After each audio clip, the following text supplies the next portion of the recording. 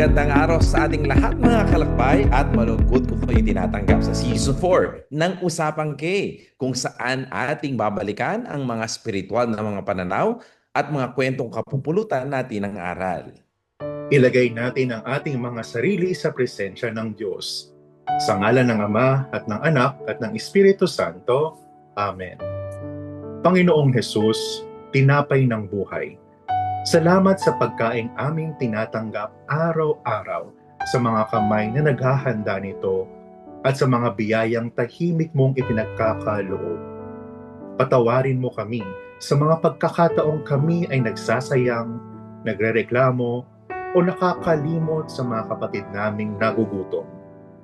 Turuan mo kaming kumain ng may pasasalamat, mamuhay na may kasimplihan, at magbahagi ng mga kagalakan. Buksan mo ang aming mga mata upang makita ang gutom ng mundo. Buksan mo ang aming mga kamay upang magbigay ng hindi nagbibilang, at buksan mo ang aming mga puso upang ang aming hapag ay maging lugar ng awa. Nawa ang bawat tinapay na aming kinakain ay magpapaalala sa amin ng iyong pag-ibig. Nawa ang bawat pagkain hindi namin sinasayang ay maging tanda ng pananagutan. At nawa ang bawat pagkain aming ibinabahagi ay maging panalangin nagkakatawang tao. Amen. Sa ngalan ng Ama at ng Anak at ng Espiritu Santo. Amen. Mga kalakbay, kayo po ay nakikinig sa programang Usapang K sa Radio Maria Philippines na mapapakinggan every 1st, 2nd, and 5th Mondays of the month tuwing alas 8 po ng gabi sa pamamagitan ng 99.7 FM Tarlac, 101.5 FM Cagayan, 102.1 FM Isabela, 95.9 FM Zambales. Kindly visit also our official website at radiomaria.ph. Mababalikan din po ang mga episodes ng Usapang K sa YouTube at Spotify. Mga kalakbay, ito ang Usapang K ng Radio Maria Philippines. Keeping Christ alive in every home. Kumusta naman? Magandang araw mga kalakbay. Magandang Ayan. araw, Padre. Oo, napapansin natin marami yata tayo mga kasama sa ngayon, no? Ang ganda ng ating mga kasama, mga guests natin. Pwede pa natin sila ipakilala ngayon, Brother Pao? Sige po, siguro umpisahan po natin kay Sister Rita. Sister Rita, maligayang pagbabalik po dito sa Usapang K. Kumusta po, Sister Rita? Ito po, sa awa naman ng Diyos, mabuti naman po. Ano po mga ginagawa natin? Anong pinagkakaabalahan po natin sa mga panahong ito? Sa ngayon po, busy po sa mga gawain sa parokya. Nakikiisa po sa mga activities na kasalukuyang ginagawa. Okay. Susunod po, Brother Pao, sino susunod nating guest ngayon? Ang susunod nating guest po ay ating head po ng UST Communications Bureau po na walang iba kundi si Master Teacher, Sir Philip Jose Hernandez. Sir Philip, magandang Hi, araw. Sir Philip. Magandang Magandang araw. araw po sa mga tagapakinig. Magandang araw po, Father Dexter, Brother Pao, and sa mga kapwa po guests. Magandang araw po. Ano ba ang pinagkakabahala natin ngayon, Sir Philip? So dahil patapos na ang second semester, medyo mabilis na ulit ang pacing. Panahon na ng exams, pero panahon din ng pagbabalik tanaw sa isang semestre o sa isang buong taon. No? Ang mga hawak ng estudyante ngayon ay graduating students. So medyo sentimental na po sila ngayon. They're making the most, no, of their bonding time kasi saglit na lang pag-graduate na. So as a teacher, as an advisor, kasama ko sila ron. Maraming pagkakataon na ngayon ang bonding time ng mga teachers at saka mga estudyante, lalo sa mga graduating students, hindi ba? At ang ating huling panauhin ay si Brother Pao. Ang walang iba kundi ang ating Dominican Father dito sa Priory ng St. Thomas Aquinas na si Father Rudolph Senyo. Father Rudolph, magandang araw sa iyo. Magandang araw po sa inyo, mga kalakbay. Ako po'y nagagalak na makasama kayo. Ayan, si Father Rudolph Senyo ay katatapos lamang ng kanyang doctorate studies, ha? Wow, At tayo congrats. ay proud na Salamat po. kasi susunod din si Sir Philip ang kanyang magtatapos din ng kanyang doctoral degree sa Ateneo. So Mm. marami pa lang mga doktor dito na di tayo makapag ano. Pero syempre, tuloy natin ang ating ang ating topic sa ngayon. So mga kalakbay ngayong araw, pag dinilaya natin ang isang panalangin simple na nakaugat sa ama namin, no? Nawa ang lahat ay magkaroon ng pagkain, sabi nga. Sa unang dinig, para itong karaniwang hiling dahil gusto natin na magkaroon ng pagkain araw. Sino ba namang hindi gusto ng pagkain? Nagugutom tayo, nauuhaw tayo, pero unang-una nagugutom tayo. No? Ngunit kung titignan natin ang ating mundo, ito pala ay isang hamon. Isang pagsusuri ng budhi at isang panawagan ng pagbabago. Marami pa rin ang nagugutom, habang marami pa rin ang pagkain nasasayang. So pagka nakita mo kasi kapag ikaw kumakain 3 beses o 5 beses sa araw at mga Pilipino kain na kain, di ba? At umaga pa lang kumakain na, may agahan, tanghalian na po na meron pang merienda, no? Umaga may merienda, hapon may merienda, o meron pa ring midnight snack, ano? Ang mga Pilipino hindi natatapos para kumain. Marami tayo pero maraming nagugutom despite of this na marami tayong kinakain, marami pa rin nagugutom mga Pilipino at sa ibang panig pa rin ng mundo habang marami ring pagkain na sa. Kaya ang tanong hindi lamang may sapat ba tayong pagkain. Ang mas malalim na tanong, marunong ba tayo magbahagi? Kasi kahit na marami kang pagkain, hindi mo pwedeng isolo yan. Kailangang ibahagi mo rin kung ano ang meron ka. Kaya, ang pag-uusapan natin ngayon, Brother Paul, at saka sa lahat ng panauhin natin, ay pagkain. Food. Pero hindi lang food trip ang gagawin natin gaya ng nasa food alley dito sa kalapit natin, ano, dito sa Santissimo Rosario. Dahil pagkain, ang daming pagkain. Pag-uusapan natin ang gutom, pasasalamat, ang mga food wastage natin at pananagutan. At ang topic natin ngayon ay magkasama sila, no? Pagkain at pananalangin. Simulan natin ng isang tanong kung ano ba ang paborito nating pagkain. Kasi kung ako ang tatanungin, ano ba paborito kong pagkain? Hindi ko masawalan. Kayo muna ang sumagot. Ano ba ang inyong paborito pagkain? Siguro simulan natin, Brother Pao, kay Sister Rita. Sister Rita. Oh. Ako po, ang paborito kong pagkain, simple lang, gulay. Wow. Ang pahaba ng buhay. O, Sister Rita, matanong lang kita, taga saan po ba kayo? Taga Bulacan po. Bulacan. Opo. Kaya Kababayan ni Father kaya Louie. Oo, kaya pala malusog ang pangangatawan ninyo, mahilig kayo sa gulay. Anong paborito nyo gulay? Anong lutong gulay ang niluluto nyo lagi? Siyempre, Father, dahil gulay, halo-halong gulay, pinakbet. Akala ko para may halong Ilocano dun sunod natin, sino ba? Sir Philip, ano Philip. ang paborito mong pagkain? Ano po, kung ano man ang usually niluluto ni Papa. So I live with with my dad, no, tsaka sa mga kapatid ko po. So si Papa ang aming cook. At ang masterpiece niyan, sinigang, nilaga at beef steak. Hindi lilipas ang isang buwan na hindi niya ihahain 'yan. Pero iba yung lasa kapag dumadalaw po yung kapatid naming babae kasi kinasal na yun eh. So kumbaga iba na yung kanilang tahanan. Kapag kayo na dumalaw, sure kami masarap ang pagkain. So si Papa ang chef ng bahay. So, Parang nung sinabi mo yung mga pagkain na yan, parang nagutom ako agad Parang gusto kong kumain ulit nagbigla ako nagutom sa mga sinasabi mo. Father Rudolph, ano naman ang paborito mong pagkain? Actually, katulad ni Sir Philip, ako rin ay kung ano usually yung hinahanda, usually nagiging okay na sa akin po yun. Pero yung parang isa sa mga namimiss ko ngayon ay yung nilagang ulo ng salmon. Kasi pwede ka mabusog doon. At the same time, parang healthy daw yun.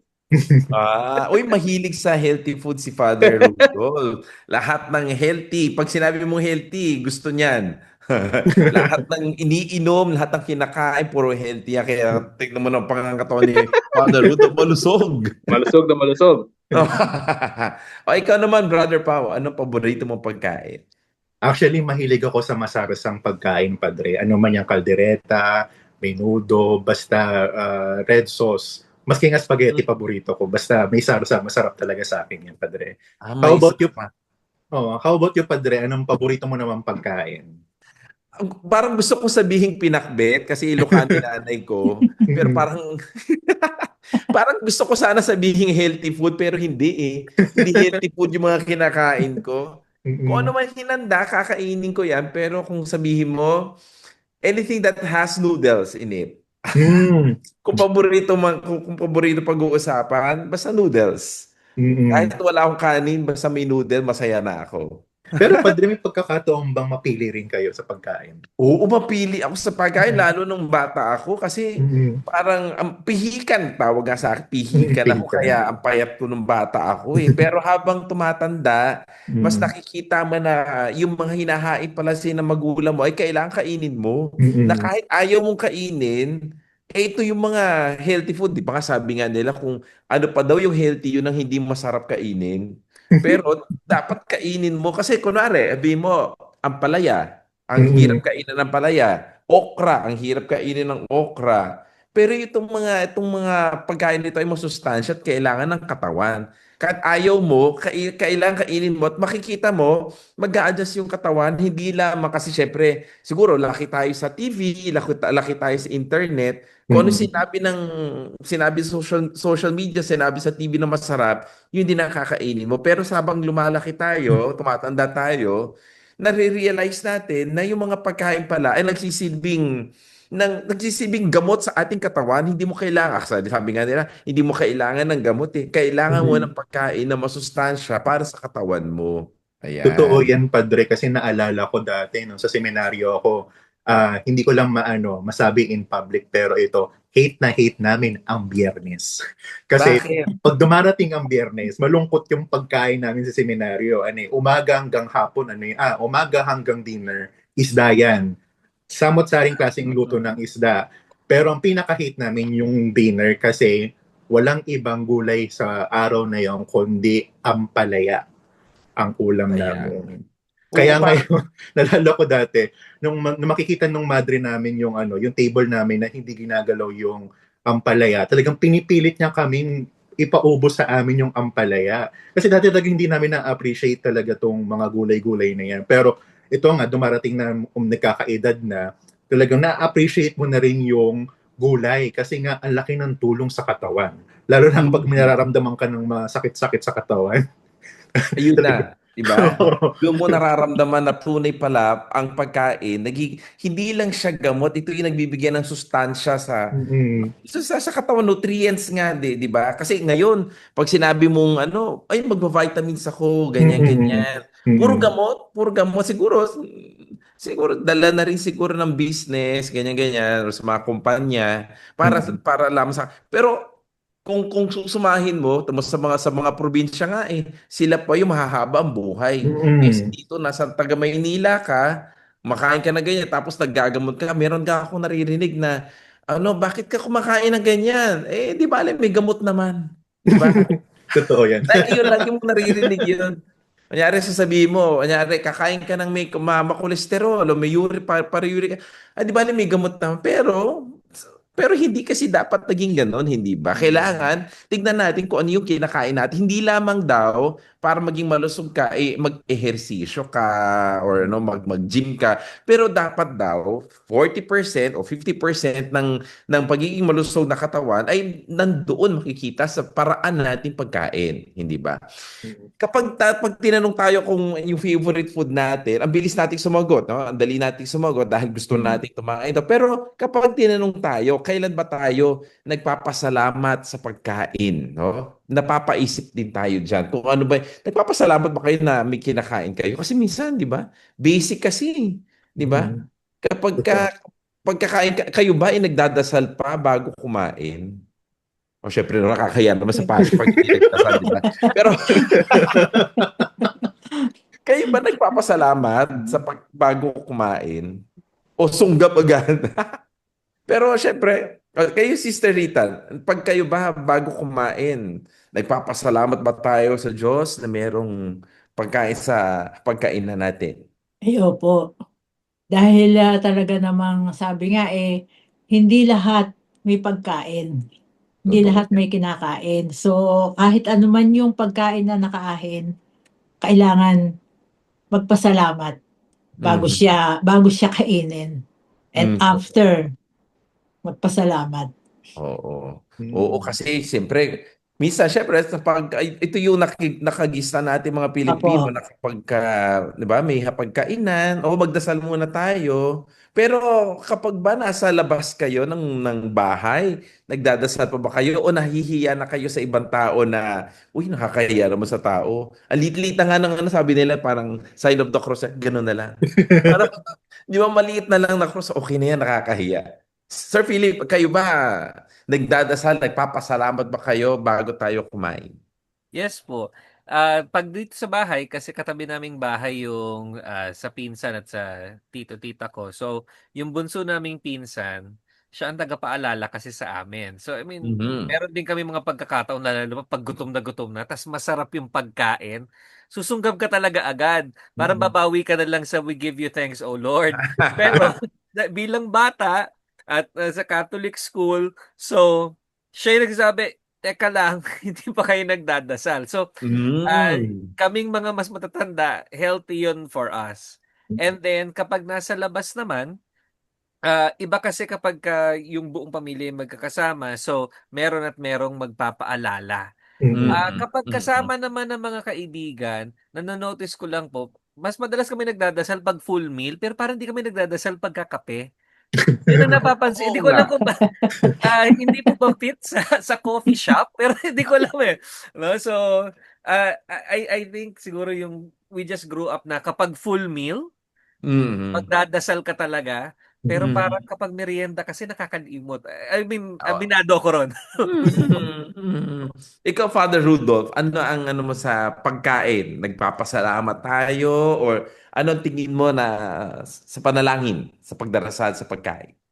Ako ay actually very grateful ako na at least yung sa aming structures dito sa Dominicans, usually kasi before meals, talagang may mga prayers talaga kami. So meron kaming mass before breakfast, meron kaming evening prayer before dinner, tapos meron din yun nga, sa mga angelus. So ako ay very grateful doon sa mga structures na yun. Kasi ko on my own minsan, aminin ko, pag ako lang minsan mag-isa, para masyado mong na-take for granted yung structures. Kaya parang minsan nakakalimutan, aminin ko minsan. Pero malaking bagay din yung may mga kasama kang ibang mga pare. Pag halimbawa wala kaming common prayers tapos nagkumakain na ng ano, parang oras na mag-sign of the cross, parang at least yun yung panahon na nare-remind ako na dapat nga naman at least man lang makapagdasal din man lang.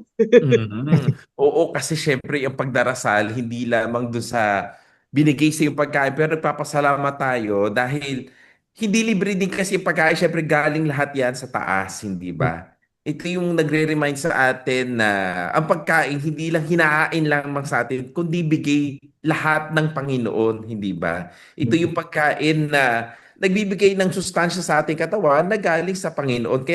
Kaya nga sinasabi nila kapag deprive ka ng pagkain ay parang hindi ka ba binibigyan ng Panginoon ng Yung bigay. ganyang biyaya? Biyaya kasi, 'di ba? Kailangan makita natin na ang pagkain ay biyaya, ano? Ang mga pagpapala ng Panginoon. Kaya sa mga Pilipino, ang unang greeting, sabi nga, siguro namana lang din natin sa mga incheck, pero ang sabi nila, ang mga Pilipino, pag nagbabatian, hindi yung hello, kumusta, o mabuhay, no? Mm. Mabuhay. Hindi naman gano'n, hindi ba? Mm. Kumain ka na ba? Hindi ba? Totoo. Kahit Mm. may galit sa iyo, yung nanay mo, di ba? O, siguro makaka-relate din ka. Nagalit sa yung nanay mo, pero pagbaba mo ng hagdan, ang tanong lagi sa iyo, kumain ka na ba? Mm. Hindi ba? Ganun din ba sa inyo na kapag yung greetings natin, kumain ka na ba? Kasi napakahalaga ng pagkain. Hindi lang yung kumain ka na, hindi siya nagtatanong kung kumain na gutom ka or busog ka, pero yung pagkain is a sign of a relationship between two Yes. parties. Mm. Ano tingin nyo doon? Sinong pwede magsalita? O ikaw, siguro, Brother Pa, baka gusto mong Ako magbahagi. kasi, sa totoo lang, bukod sa kultura siya, talagang yung totoo yung sinabi niya, Father, na pamana talaga siya sa mga pamilya. yung greeting na kumain ka na ba? I mean, inuumpisahan sa sa pag-welcome, lalo pag bisita, no? O kapamilya man yan, kaibigan, no?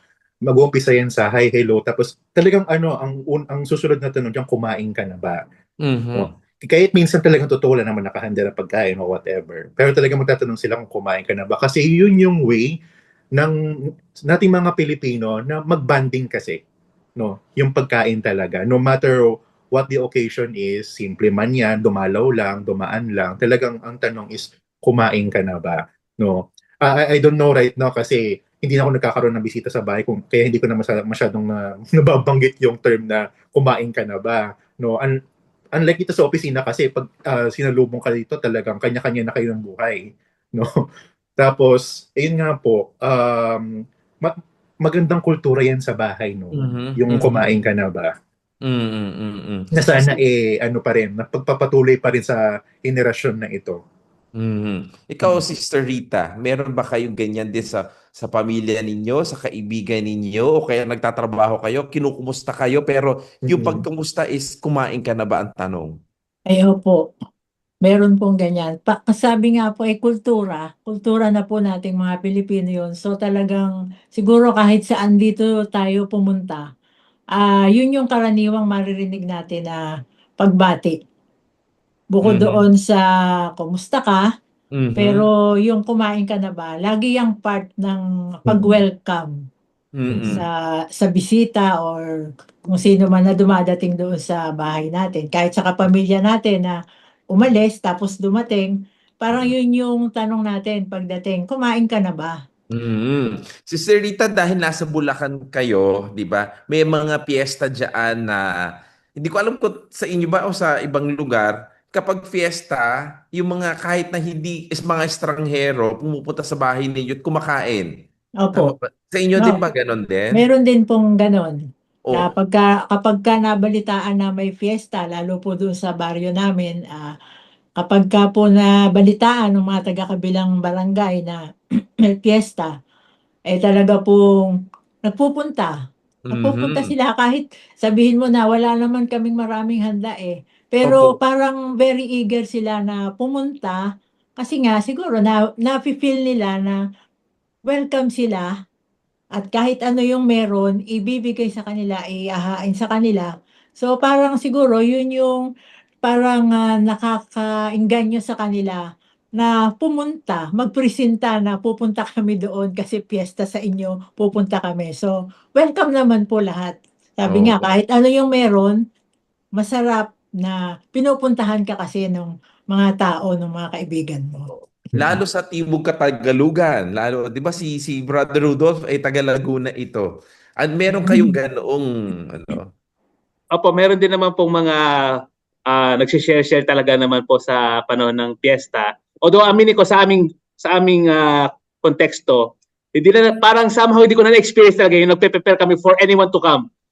Specific na yung aming kung sakali yung pero meron mga ibang lugar din po talaga na nagpe-prepare yung kahit sino, everyone is welcome.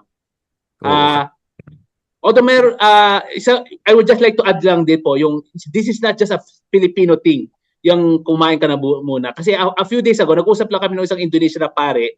Tapos sinabi niya, nung panahon na si Father Enrico nandun daw sa Indonesia, nabalitaan niya na may, yun nga, na-intriga siya kung ano yung Dominican na yan. Kaya kinausap niya, pumunta siya doon sa lugar na yon, o sa si Father Enrico, sabi niya, ang una niyang tanong sa kanya, could you tell me, could you explain to me about the Dominicans? Kasi gusto nga niya pumasok. At ang unang tinanong sa kanya, ang sagot sa kanya kagad ay, kumain ka na ba? It gave a big effect daw sa kanya. Dahil doon, isa sa mga rason kung bakit sumalis daw siya sa pagiging Dominican. Kasi parang kakaiba yung na na-struck siya doon sa yung opening na yon na kumain ka na ba? Kasi sabi nga nila yung the way, sabi ba? The way to man's heart is through his stomach, sabi pa nga. Although ito, narinig ko po ito kay Father Enrico naman din, na you could not preach to an empty stomach. Sabi niya kasi minsan kasi yung kanyang klase kasi magbago na mga 11 o'clock na yon. Okay, let me dismiss you kasi parang tingin niyo na sa akin pagkain sinasabi niya. So, you could not preach on empty stomachs, which is very, very ano rin po talaga, very practical. Totoo nga naman daw yon. Kahit din po daw sa atin, parang reminder din po sa amin sa mga pare, na preach kami ng preach, pero if you are preach to empty stomachs, it may not make sense. Kaya daw, as much as possible, connected yung aming preaching sa justice, which we should work for. Dahil sana daw, at least yung out of justice, nakakakain naman daw yung aming mga parishioners. Sabi nga, may tawag na hungry. Alam niyo ba yung hungry? Hungry is hunger plus anger. Hungry plus anger. Tama ba yung ano? Sir Philip, may ganun, hindi ba? Parang kailangan hungry. Tama ba? Hungry. O, hungry na ako. Gusto ko nagagalit na. Kasi nga parang gutom na. Hindi ba? Parang nag-iiba yung mood na kahit babae lalaki kapag nag-iiba na yung mood, kapag hindi sila napupunan ng pagkain, hindi ba, Sir Philip? Ano ba nakikita natin na kahalagahan ng pagkain para yung ating pag-iisip, yung desisyon natin ay tama? Father, I think ang napapansin ko riyan din is kapag kasi tinanong mo kung kumain na yung isang tao, parang inuuna mo yung pinaka-basic kong pangangailangan ng tao. Sa amin, sa opisina, so kung nakapag-share po yung mga kasama natin, either sa bahay o kaya sa parokya, sa amin naman sa opisina, hindi kami sanay magtanong. Sanay na lang kaming mag-offer. Kasi may pantry. So, context lang po sa aming opisina, marami kami mga tatay at mga nanay na nandun. At meron pa sila mga maliliit na anak, no? Na pinaghahandaan talaga nila o sila mismo pinababaunan ng kanilang may bahay. So, sila mismo, pagka pinabaunan sila, laging may extra. Hindi yung para sa kanila lang. Kasi, ang napansin namin yung Father, kapag willing siya mag-share, sa pantry siya kakain. Pagka hindi masyadong willing, dun siya sa workstation niya. Medyo magtatago ng konti. Pero kapag sa pantry, alam mo na pagpasok mo, lahat dyan ng ilalatag sa pantry ay para sa lahat. And yun yung isang magandang kultura siguro na napansin namin. Kasi dati, nung nagsimula yan, sa ref, naka-label yung mga nakabalot. Kay Philip ito. Hanggang sa napapansin namin, kahit pala may label, kukunin pa rin. So, minsan may note naman, Father, salamat po, Philip, parang ganon. Pero, pantry became a community space for us. So, I think, sa experience ko at sa nakikita ko sa trabaho, either yung tatanungin o aalokin o talagang paghahainan, sign of care yon. Bago ang lahat, bago ka kapwa katrabaho or whatever, kain mo na.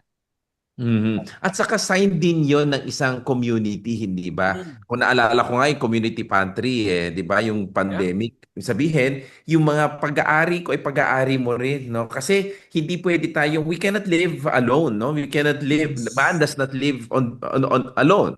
Man is a social being, kailangan makipag-communicate. Pero in order for us to communicate, not only with the verbal, hindi lang sa ating mga sinasabi, kundi doon sa pagkain. Kaya pagka nakikita mo, siguro hindi ko alam sa inyo, no? Pagka nandoon sa kahit sa pamilya natin, kung ano yung nakahain doon para sa lahat, hindi mo nilalagyan ng label o para kay nanay ito, para kay tatay ito, no? Kahit nga yung magulang ay binibigay nila sa kanilang anak, hindi ba? Parang kung ano yung kinakain ng magulang, yun din ang kinakain ng anak. Ganon, vice versa din. Hindi po pwede, ito para sa kanya lang to. Kundi mag-iinggitan din kasi yung mga bata, hindi ba? Kundi lahat ng kung ano yung nakahain dyan, ay kailangan pagsaluhan natin. Kaya nga nakikita ko, nakakain na ba kayo nun yung parang pagkain na nilalagay lang sa pagkain, yung ano ito, boodle food. Boodle fight. Siguro nagsimula sa military yun, pero unti-unting nakukuha mo yung ganung attitude na baka naman marami ako nakuha. Di ba? Yes. Di ba? Kasi parang hindi naman wala pa naman akong nakita, no? Wala pa naman akong nakita na nag-agawan kapag may mga boodle fight na ganyan. Kasi fight nag-aagaw, pero wala pa ako nakita kundi sige sa'yo na lang. Di ba? Kaya nga minsan ang tuksuhan natin, O yung mga Pilipino, alam mong Pilipino kapag may natitira isang pagkain, no? Isang piraso pagkain, ay Pinoy yan. Hindi ba? Kasi parang nahihiya din tayo, nandun nakikita natin yung kulturang hiya dahil gusto, sige sa'yo na lang, nakakahiya. Pero yung pagkain natin ay para sa lahat. Sabi nga dito, sabi ni Pope Leo nung kanyang intention that everyone might have food. Nawa lahat ay magkaroon ng pagkain dahil sapat ang Diyos ay naging creator, siya ay lumikha ng langit at lupa. Isang kabalintunaan para ang tao ay magutom. Dahil kung parang iskandalo para sa Panginoon, sa akin at sa tingin ko, na may mahirap, no? Na may mahirap na tao dahil punong-puno ng biyaya ng Diyos nung tayo ay nilikha ng tao, no? Kaya dapat lahat tayo pantay-pantay na magkaroon ng basic necessities, no? Pagkain, tubig, etc. Pero bakit may mga nagugutom? Kaya dapat maging sapat yung sabi dito ni Father, kung naalala ko lang si Father Fausto yata, ayun ano, na dapat lahat meron. Kasi parang kapag may kulang, ibig sabihin, it would be a scandal for God not to provide for each and every one of us. Lahat tayo dapat meron. Pero dahil sa pagkamkam natin, hindi na natin shinare, doon nagkakaroon ng ano. Kaya ang ganda ng Ama namin natin, no? Ama namin, sumasalangit ka, sambahin ang ngalan mo.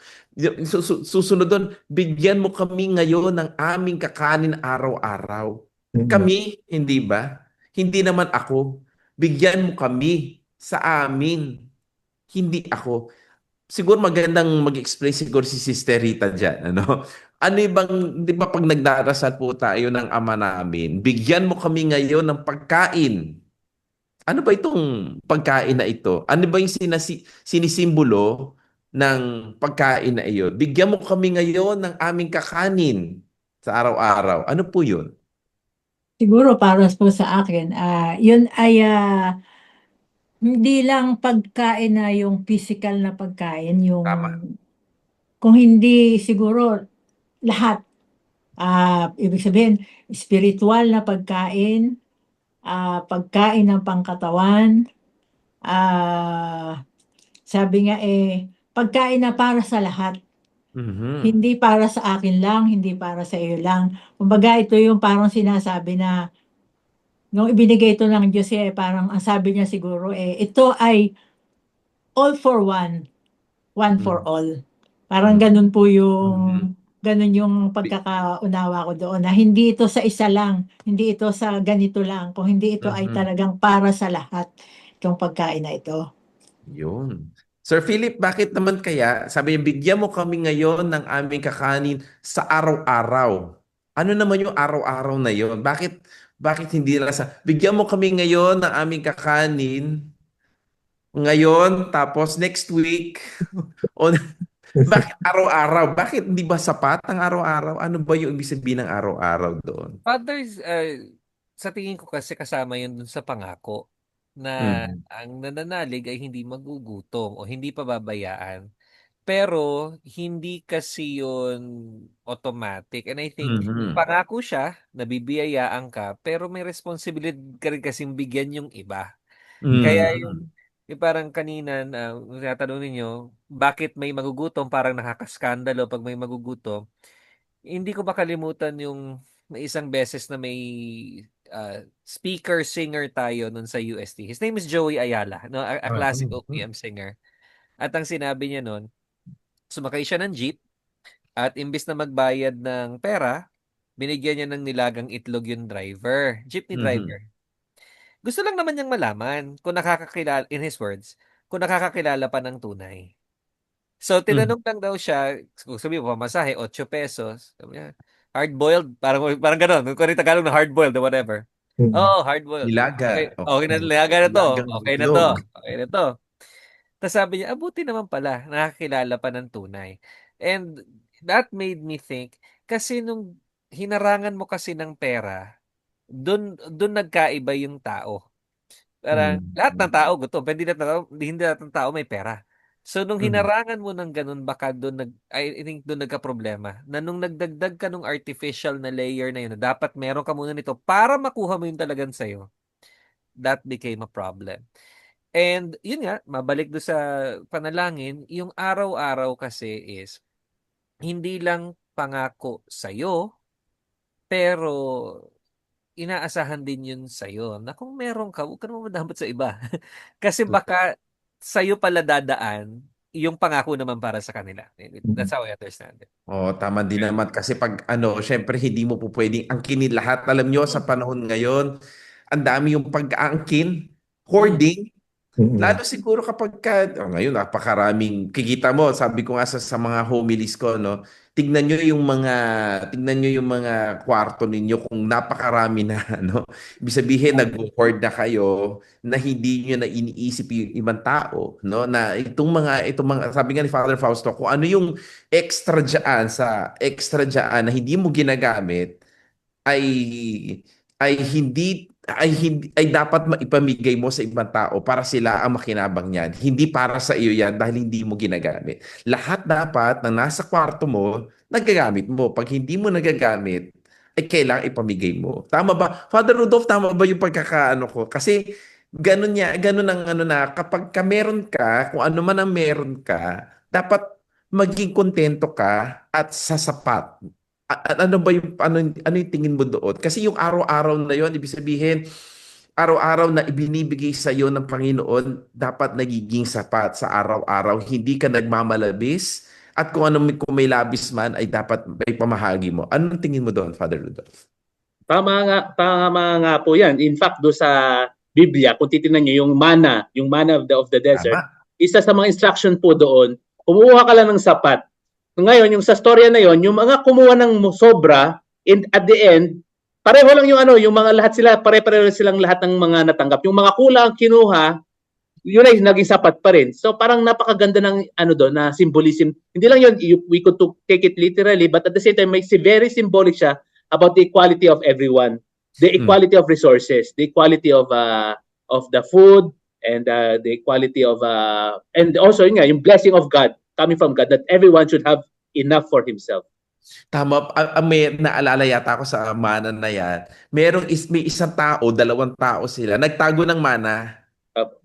Napanis. Napanis siya dahil dahil tinago kasi nag-hoard sila eh. Sabi nila, baka wala na ito bukas. Sinabi ng Panginoon, hindi ko ano lang ang sapat na pagkain, yun lamang ang kunin ninyo. Itong dalawang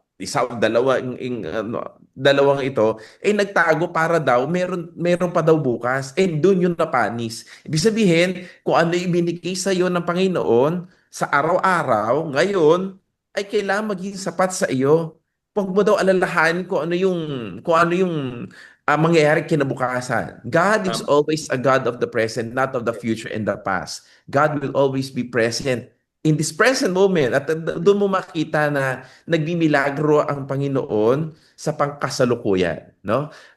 Pang-ano sa atin, no? Brother Pau, kasi sinasabi natin, bigyan mo kami. Bakit hindi mo na lang ibigay?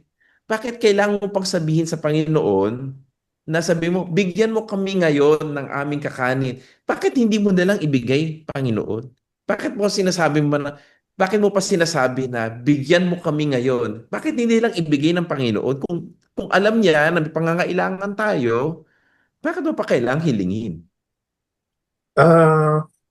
Naisip ko dyan naisip ko dyan yung free will ng tao eh. Mhm. No?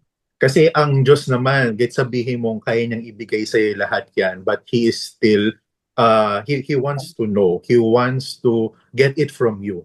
No, before niya ibigay, gusto niya ibigay sa'yo, pero nasa sa tao kasi palagi yan. Oo. No? Kung gusto ba niya ng biyaya o hindi. Although minsan si God nagbibigay ng biyaya ng hindi natin hinihiling, pero minsan kasi hindi tayo verbally na nagsasabi sa kanya, but our heart is. Kasi yun na nakikita ng Panginoon eh. Kung anong nilalaman ng puso natin. Pero yung nagdadasal tayo yung bigyan mo kami ng aming kakanin is asking the Lord, no, in all humility, in all honesty na Lord, we need food, no? Kasi kanina gusto kong isagot din sana na bakit nga ba kailangan araw-araw na dadasal tayo para manghingi? Kasi kagaya ngayon, El Nino, no? We do not know what will happen in the coming days kasi baka mamaya pagka-drought, 'di ba? Hindi dumating yung ulan, no, masira yung crop, no, pumutok ang bulkan, masira yung pananim, 'di ba? We need to ask God for the grace na sana we can have this magkaroon tayo ng sustain sa food, no? Na not because we have to hoard, no, paghandaan yung mga kinabukasan, but we ask God to bless us na hindi tayo pabayaan na magutom sa araw-araw. Yun po.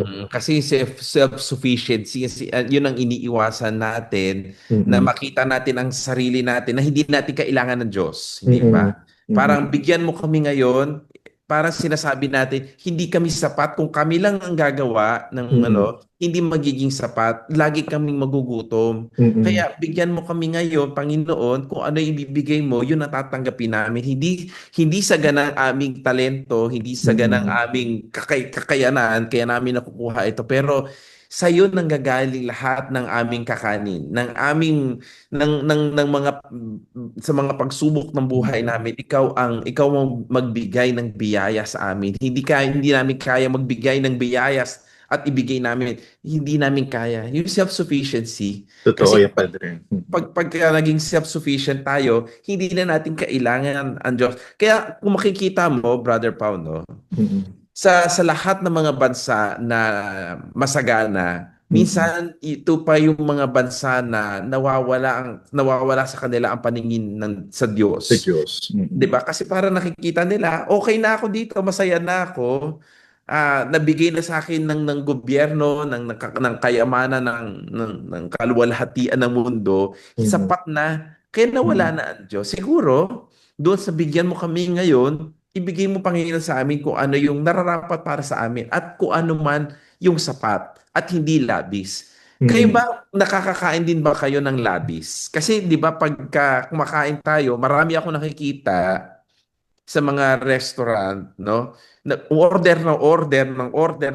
Ang daming pagkain, hindi ko alam kung gano'n din kayo. No? Pero ang daming pagkain, ano ang ginagawa ninyo kapag maraming pagkain? Tinatapon na lang ba? Pinamimigay? O ano tingin nyo sa food wastage na nangyayari? Hindi lang dito sa Pilipinas, hindi lang dito sa Maynila, kundi sa buong mundo. Siguro. Sige, Brother Pao. Kasi ako medyo, ako dyan guilty ako dyan.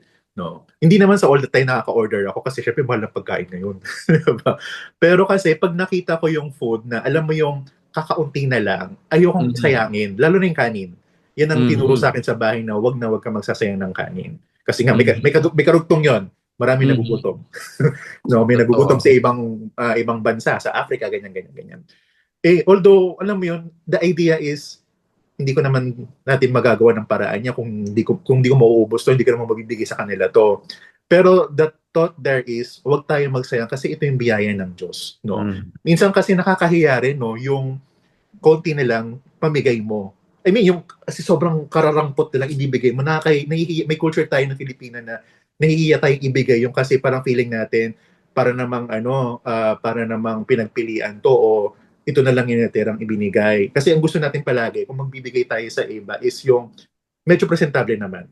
Na hindi naman siya nanggaling sa, ito na yung namin, yung tira-tira namin. Yun yung term, yung tira-tira. No, may culture tayo sa Pilipinas na nakakahiya magbigay ng tira-tira. Although minsan, sabihin mong tira-tira, pinapaganda pa natin. Di ba, nagdadagdag tayo. Pero at least, yun, presentable pa rin. No. When it comes to food waste kasi, doon ako medyo nasasadden, nalulungkot, no, kapag yung mga tao naka-order ng madami, then later on, hindi man lang nila, pwede naman ibalot Kasi sa Pilipinas, pwede naman yan, di ba? Pwede mong ibalot. Pero yung iba, iniiwan. So, nakakapanghinayang. Kung narinig nyo yung pagpag, hindi ba? Para pagpag na. Siguro si Sister Rita, alam niyo yung pagpag. Opo, naririnig ko po yung pagpag na, di ba, sa mga restaurant nga, merong mga talagang mga walang-wala na inyong inaabangan kinukuha nila yon tapos lulutuin nila uli para siguro para maging bago uli, parang ganon. So, yun yung ano, so Mhm. nakakalungkot nga po. Doon naman po sa mga pagkakataon na kung minsan yun nga, yung merong mga natitira. Buti nga po dito sa Pilipinas ngayon di ba, merong nauso yung Mhm. balutin mo ako. Yung kanta. Di po ba? Di ba po sabi, eto na ikaw yung mga Sharonian. Mm-mm. Kasi binabalot yung mga natitira. So, yun Mhm. naman po hindi naman siguro, hindi naman masama. Kasi nga, kaysa sa itapon mo siya, masasayang lang. Eh di, kung Mhm. merong gusto, willing na magbalot, eh di, sige, okay lang, walang problema. Mas mainam kasi papakinabangan. Tapos Mhm. po, halimbawa naman po sa bahay, merong natirang, halimbawa, ulam, no? Merong konting ulam na natira, siyempre hindi mo naman papamigay yun. So, sa amin po ginagawa namin, nauusuhan po kami nung pangatlong init. Kasi nga po sayang 'di ba? Totoo. Hindi naman yan dumating lang diyan, pinaghirapan mo yan So, hangga't ma ma matitipid mo siya, ibig sabihin hangga't maise-save mo siya, papakinabangan mo siya, gawan mo ng paraan. So, Mhm. yun po. May mga pagkakataon nga yung mga ulam, parang dinadagdag niya at magiging isa pang panibagong ulam. Yes, Diba? opo. Parang ganun yung Mm. maraming gumagawa ng ganoon na parang hindi masayang, hindi lang iniinit, kundi ginagawa niya ng paraan na maging bagong ulam siya, hindi ba? Para hindi masayang yung pagkain, kailangan think of another meal for this viand. Sir Philip, paano naman yung mga tao na, di ba kunyari kasi yung sayang na mentality, paano yung mga tao na gusto yung mga unli-unli? Kayo ba? Ikaw ba, Sir Philip, mahilig ka sa unli food? Yung Samgyup. unli na Ano, ayoko pag... Oh, sige po. hindi po ako masayang kasama pag buffet. Pero Ay, pag only rice, lalaban ako dyan. ayun na nga. O, sa mga Kasi, unli rice, ganyan. I think ang rule lang naman kasi doon, pag humingi ka, busin mo. Tsaka tinatanong ka na nila Lalo pa kapag mga nakakalima ka na. Alam mo yung, ikaw na lang yung binabalikan doon sa floor. Di ba parang half po ba o full? So, hindi naman sa pinagdadamutan ka pero tinatanong ka. Well, sabi nga ng mga psikolohista minsan, yung iba kasi takaw tingin, Mm-mm. Mhm, takaw mhm. tikim, gusto nilang matikman lahat na ang term na ginagamit ng lola namin doon pag mayroon kaming pinsan na medyo ang lakas kumain, akala mo mauubusan. Mm-mm. Oo. Takot maubusan, takot Mm-mm. Totoo yan. mawalan. Pero ang ending, nangyayari nga yun, ang nauubusan yung iba na Mm-mm. hindi Oo. makakakain. So, Mm. I think yun doon sa usapan ng maraming naiiwan, yung reminder lang is kung ano yung kaya mo at kung ano yung kaya nyo talaga, yun lang. Tapos, wag din, ang isang turo sa amin, wag nyo paghalu-haluin para kapag ka ipapabalot, hindi Mm-mm. siya yung, sorry for the term, nagmumukha kasi pong kanin baboy minsan, na hindi na siya, Mhm. I mean, ikaw Hindi mismo kaya-aya, no? Mm-mm. bigay sa iba, no? Mm-mm. Kahit na sabihin mong yan ay ibibigay mo sa maaaring hindi nakakaluwag-luwag sa buhay, tao pa rin nakakain yan. Mm-mm. Dapat malinis yan. Father Rudolph, ano naman yung anong tingin mo doon sa unli na food? Na okay ba sa iyo yun na may unli o kailangan ito lang? Actually, nga, nakaka-guilty minsan yung unli food na yan. Kasi yung the part of the restaurant, ang dami talaga niyang Mhm. piniprepare na mga pagkain dahil nga prepared nga sila for the unli. Pero at the end of the day, yung ang dami ring wastage kasi nga hindi naman mako-consume lahat 'yon. So parang itatapon. So kaya nga minsan at saka at the same time parang napansin ko at least yung parang mas practical yung a la carte minsan kasi mas may quality. Minsan yung unli, yung mga parang affected din yung yung quality niya. Quality. Oo. Kaya Mm. yung a la carte Mm. mas pinili mo talaga yung gusto mong pagkain, 'di ba? Oo, sabi nga nila, nakakamura ko. Kailangan makabawi ako dito sa halaga na ito. Di ba yun ang laging, alam mo naman ng mga Pilipino, kailangan mas mabawi mo yung pera na Binayad nagastos mo. mo sa Para Anli. sulit, Father. Para O, sulit. hindi lang nga more than sulit nga eh. Di ba? Parang Lagpas sa pag na binayaran. mula sa naungusan mo, yung ano na yun, yung kunyari sabihin natin, 800, 1,000. Pag nakita mo yung pagkain mo, nakain mo yung ganun, more than 1,000, panalo ka. Hindi ba? Pero hindi natin nakikita na may mga wastage dyan. Kaya minsan nakasulat doon sa mga anli, di ba? Kapag ka sumobra at hindi nyo naubos, mayroon ka pang bayad. Hindi May ba? bayad. Yeah, bro. Bayad na. Deterrent kasi yun, Father, para at least, hindi Oo. ka naman nila talaga sisingilin yung sa pipiliting ka, pero yun kasi yung medyo panakot lang nila para wag ka rin kumuha ng sobra. Sobra, no? Ah, siguro yung Anli na kultura, Father, siguro nakatulong din naman in terms of the bonding. Kasi, Pwede rin. I think, eto nakikita ko po ito lalo pa kapag ka mga marami nang may hawak ng senior citizen ID. Mm. Okay, tapos iniipon mo lahat ng mga may birthday. Yeah. So, ang galing talaga ng Pinoy pagdating sa ima-maximize lahat ng pwedeng perks at promos. So at some point, yun lang talaga, nagkakaroon ng pagkakataon yung mga tao na magkasama-sama at dahil only siguro siya, napapahaba kasi yung bonding time nila. Ang Usapan, ano? reminder lang talaga, wag mo nga aksayahin o at least wag mo na lang kunin. Pwede ka naman kasing bumalik. Yes. Yun. Siguro sa huling bahagi natin, kailangan natin isentro yung pagkain natin dito sa Eucharistia. Hindi ba? Hindi lamang yung pagkain natin pinag-usapan, pero kailangan nating makita na ang Eucharistia ay isang pagkain. Samba natin sa Diyos ay ang Panginoon ang isang sakramento na pagkain ang pinakasentro. Pero yung pagkain na ito ay hindi lamang tinapay, no? Hindi lang tinapay at alak, kundi ang katawan at dugo ni Kristo. Siguro magandang mag-explain sa atin yan si Father Rudolph. Yung well, kaya nga ang tinatawag po natin dito sa sacrament na rito po ay Holy Communion. So maraming meaning po yung communion. Una-una, communion. So common. Nakikipagkaisa tayo sa Diyos. So yan yung isang level ng communion. Tapos pangalawang level ng communion, nakikipag-isa tayo sa ating kapwa. So communion, so common. So ang dami pong meaning. So isa yan. Sa pakikipagkaisa natin sa Diyos, tayo nakikipagkaisa sa ating kapwa. And then, hindi lang sa kapwa sa simbahan, pero at the end, after the Mass, din po, sinasabi ng pare, go and announce the gospel of the Lord, o go in peace. Pag sinasabi, so hindi lang naman tayo lang din. So, lalabas tayo ng simbahan at magiging common din tayo kaisa natin ng mga kapwa natin sa labas. Kahit so, ito po ay itong ibig sabihin ng Holy Communion na tatanggap natin sa misa. Hindi, ito po ay pakikipagkaisa hindi lang sa mga Katoliko pero kahit sa ibang mga relihiyon, kahit mga atheist, tutulungan natin sila. At tayo ay parang pamilya din natin sila in such a way na tutulungan natin sila, mamahalin din natin sila. Katulad ng pagmamahal sa atin ni Jesucristo. Ito po ay isang napakalaking biyaya ng Diyos sa bawat isa sa atin. Kasi hindi lamang siya pagkain pangkatawan, kung hindi lalo't higit, ito ay pagkain pangkaluluwa. Na napaka sabi ko nga pag sa mga bata ang tinuturo ko, sabi ko, ito yung vitamin, no? Vitamin ng kaluluwa natin.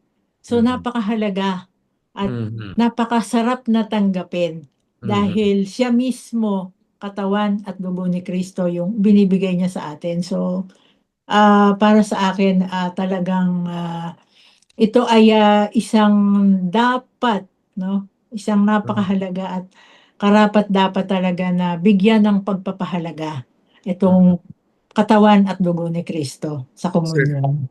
Sir Philip, ganun din, Eucharistia bilang isang simbahan, bilang isang katawan ni Kristo. Sabi nga ni Father Rudolph, isang katawan, we are always in communion with God. Ano bang kahalagahan na kailangan lahat ng mga Kristiyano, mga Katoliko ay magsimba tuwing linggo?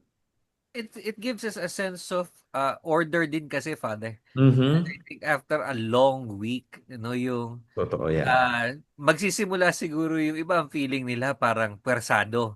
Lalo pa pag maliit pa no, na hindi pa niya hinahanap-hanap para magsisimulang pwersado. Pero yun pala yung magbibigay nung rhythm, yung needed break. And siguro, Mm. kanina, no, ang topic namin kasi ng mga estudyante ko ngayong semester is education, no, the field of education. At ang pinag-uusapan namin, paanong tinuturo yung mga mahalagang bagay sa bata. At hindi ko makalimutan yung reflection ng isa kong estudyante. Sabi niya, ang kultura kasing Pinoy, pag mahalaga yung ituturo, kailangan gamitin mong panakot. So, panakot o Mm. parusa. Mm. Nagagamit po yung mga pare pag maingay yung bata sa sa Oo. simbahan. 'Di ba? Kukunin ka ng pare, Magagalit si kukunin ka ng Father. ganito, magagalit si father. Pero pati yung mga pagkain na binabanggit natin nung simula, yung gulay, kasi yung magaganda ginagawang parusa, Oo. 'di ba? Pag hindi ka natulog, ito ang ulam mo. Pagka hindi mo ito, ganito gagawin.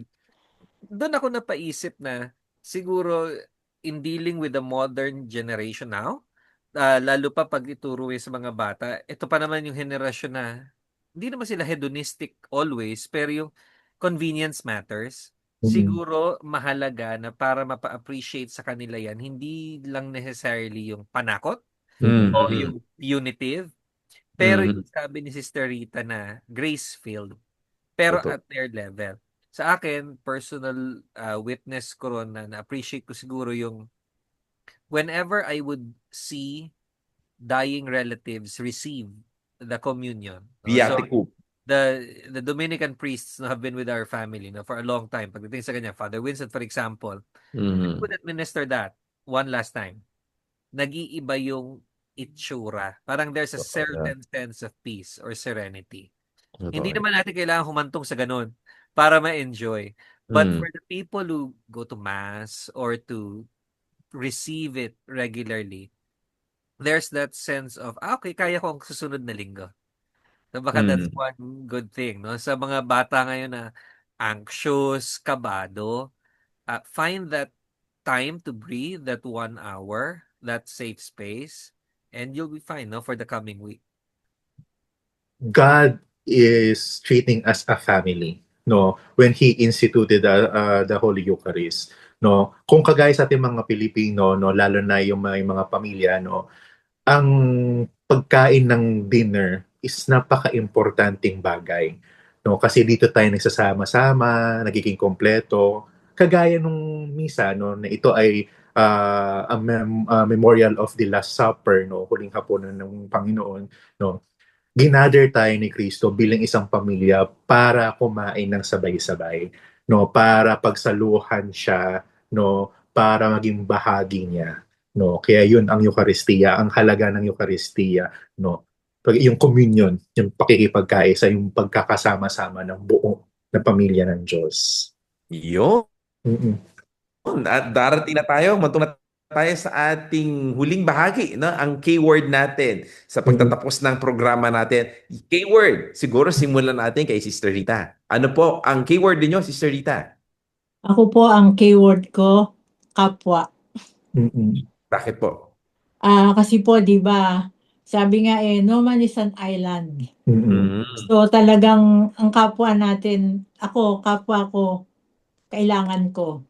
Although kapwa ko, pananagutan ko, pero kapwa ko ay kailangan ko. Dahil ang kapwa ko ay mahal ko. Sir Philip, ano po ang keyword natin? Kalinga, Father. Mhm. Naalala ko lang a few days ago, meron ako na-encounter lang na post sa Instagram na sinabing, hindi na-appreciate kung gaano katinding effort ang napupunta sa pagluluto. Mm-mm. So, either ng kamag-anak mo, ng mga kaibigan mo, and even the strangers sa mga restaurants na pinagkakatiwalaan natin doon sa ihahain Mhm. pagkain sa atin. So, for me, yung pagkain na yan, kalinga. Okay, Ayun, Father. maraming salamat. At Sa akin Brother naman, Pao. no, kasalo, no. Bagamat marami sa ating mahilig kumain mag-isa o preferred talaga mag-isa o walang choice, no, na kumain mag-isa, no. Mahalaga or masarap kumain na may kasalo, no. Kasalo ang pamilya, kasalo ang kaibigan, kasalo ang mga mahal natin sa buhay, at syempre kasalo ang Panginoon. Ako naman ay kaloob ang lahat ng Panginoon sa atin, hindi pwede tayong magmalaki kung ano man ang na-achieve natin dito sa mundong ibabaw. Lahat ng nakukuha natin dito, kung ano man, katanyagan, kayamanan, whatever, lahat yan ay kaloob ng Diyos. Makita sana ng ating mga kalakbay na ang lahat ng ito ay nagmumula sa Panginoon. Lahat ay kaloob ng Diyos at dapat nating sundin ang kalooban ng Diyos. Ating tandaan na ang pagkain na hindi lamang pagkain. Ito ay biyaya, bunga ng paggawa, kaloob ng kalikasan at tanda ng pagkakalinga ng Diyos. At magkikita-kita po tayo muli sa susunod na episode ng Usapang Hey! Hey!